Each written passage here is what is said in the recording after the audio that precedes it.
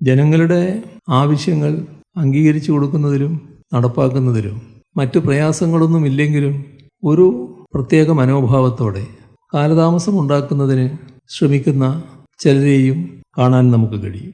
അതുകൊണ്ട് എന്തൊരു മനസ്സുഖമാണ് കിട്ടുന്നതെന്ന് മനസ്സിലാക്കാൻ കഴിയില്ല.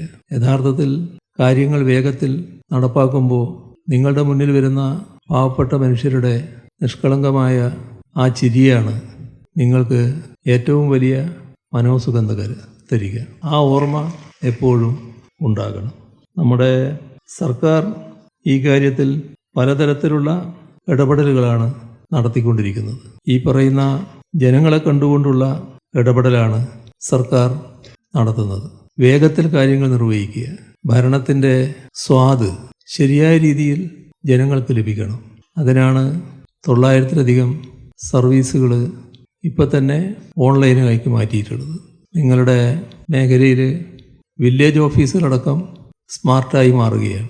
അതെല്ലാം പേരിനുള്ളതല്ല, നല്ല മാറ്റം അതിൻ്റെ ഭാഗമായി സൃഷ്ടിക്കാൻ നമുക്ക് കഴിഞ്ഞിട്ടുണ്ട്. ആ മാറ്റത്തിനോടൊപ്പം എല്ലാ അർത്ഥത്തിലും പൂർണ്ണമായി നിലകൊള്ളാൻ ഓരോ ആൾക്കും സാധിക്കണം. ഇപ്പോൾ സ്മാർട്ട് എന്ന് പറയുമ്പോൾ എല്ലാവർക്കും ഭൂമി, എല്ലാ ഭൂമിക്കും രേഖ, എല്ലാ സേവനങ്ങളും സ്മാർട്ട്. ഇതാണല്ലോ റവന്യൂ വകുപ്പിൻ്റെ ആപ്തവാക്യം തന്നെ.